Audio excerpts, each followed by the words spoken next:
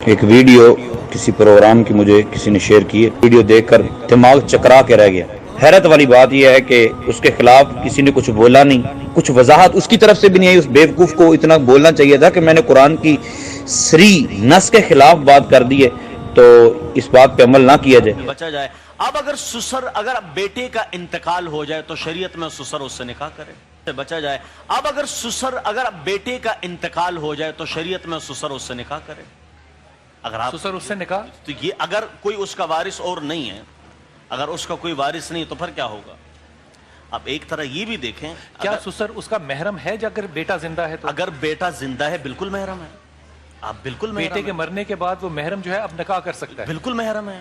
اب سسر محرم ہے تو اسی اعتبار سے آپ یہ دیکھیں جو حضور تو یہ دیور محرم ہے۔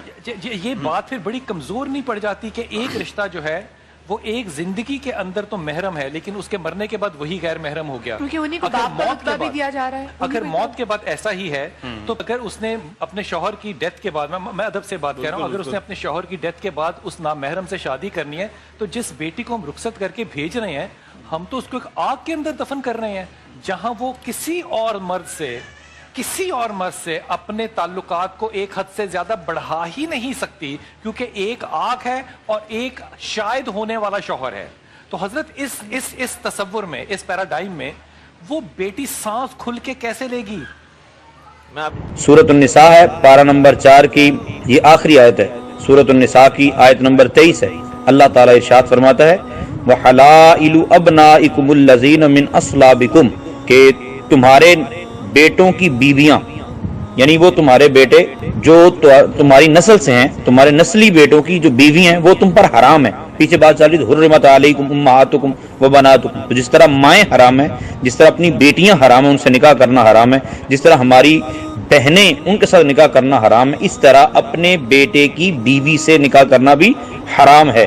سسر محرم ہے نہیں ہے، سسر کے ساتھ حج عمرہ کرنا اس جوانی کے عالم میں، یا یہ معاملہ سب الگ ہیں، لیکن اس مولوی صاحب کو اتنی حیا نہیں آئی تھی، اتنا واضح جو حکم قرآن عظیم کا ہے وہ الٹ کر کے بیان کر رہا ہے۔ بولتا ہے کہ جناب اگر بیٹے کی بیوی فوت ہو جاتی ہے تو سسر جو سے نکاح کر سکتا ہے، پھر اس کی زبان پہ بل پڑا بھی مگر وہ اسی طرح چلتا چلا گیا، کسی نے اس کو روکا بھی نہیں، ٹوکا بھی نہیں، اور اس کی طرف سے ابھی تک وضاحت بھی نہیں آئی۔ ہمارے لیے افسوس کا مقام ہے کہ ہم لوگ اب دین نہیں دیکھتے، علم نہیں دیکھتے، بلکہ یہ دیکھتے ہیں کہ یہ فلاں کی طرح ہے۔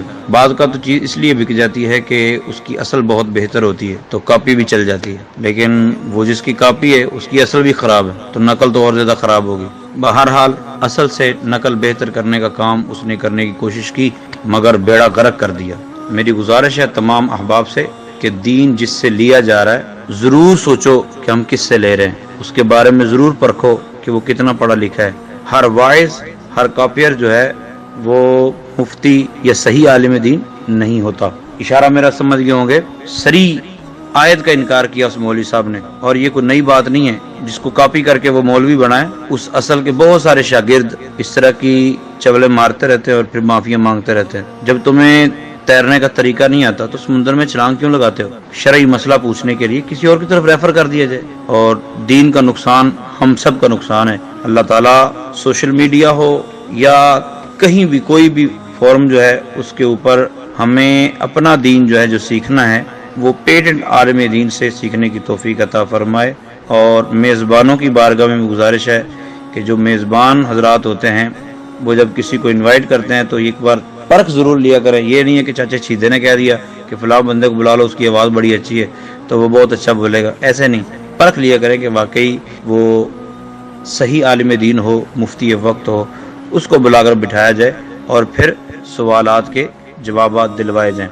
اور اس کے علاوہ اگر آپ یہ محسوس کرو کہ اس کے بارے میں ڈاؤٹ ہے، یہ مسئلہ صحیح نہیں بتایا جا رہا، تو دوسرے دن اس کی تصحیح کرنے کی بجائے اسی وقت ٹوکا جائے اور معاملے کو کلیئر کیا جائے۔ اللہ تعالی ہم سب کی خیر فرمائے۔ جھوٹے لوگوں کو کرے گا بے نقاب، جھوٹے لوگوں کو کرے گا بے نقاب، نام سے آیا ہے جیسے ایکسپو،